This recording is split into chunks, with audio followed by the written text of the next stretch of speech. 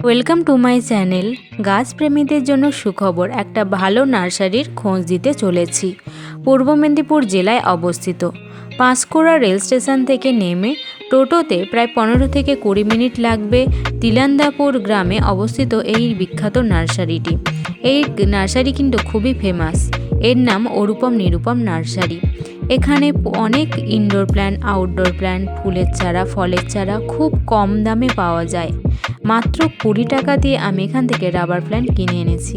দেখতে পাচ্ছ এখানে আমি কিন্তু ফোন নাম্বারও আছে বোর্ডে, তো তোমরা দেখে নিতে পারো।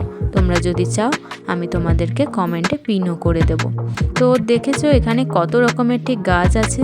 তো পুরো ভিডিওটা দেখতে থাকো আর এনজয় করতে থাকো।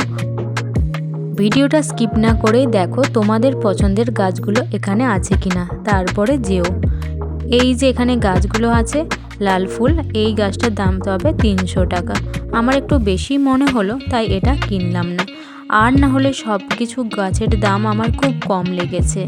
যে বড় বড় গাছগুলো হয় সব, যে সিজনাল ফ্লাওয়ার, সেইগুলো মাত্র 30 টাকা। 20 হয়ে আছে, সমস্ত গাছের দামই 30 টাকা।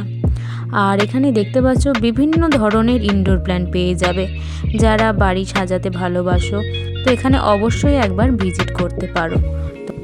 নার্সারিটি এত বড়, এখানকার লোকের সঙ্গে কথা বলে জানতে পারলাম প্রায় 8 বিঘা জমি নিয়ে এই নার্সারিটি রয়েছে। প্রায় 60 জনের মতো কর্মচারী এই নার্সারিতে কাজ করে, দেখভাল করার জন্য আছে। তাহলে ভাবো নার্সারিটি ঠিক কতটা বড়।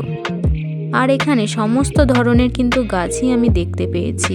তো সমস্ত গাছই তোমার খুব পছন্দ হয়ে যাবে। এত বড় নার্সারিটি সারাদিন লেগে যাবে তোমার এখানে গাছ চয়েস করতে। আর এখান থেকে মাত্র 50 টাকা দিয়ে আমি স্ট্রবেরি গাছ কিনেছি। একটা স্যাকুলেন্ট প্রজাতির গাছ কিনেছি, সেটারও দাম মাত্র 100 টাকা। তো আরও বিভিন্ন গাছ কিনেছি। টোটাল আমার 10টা গাছ পছন্দ হয়ে গিয়েছে।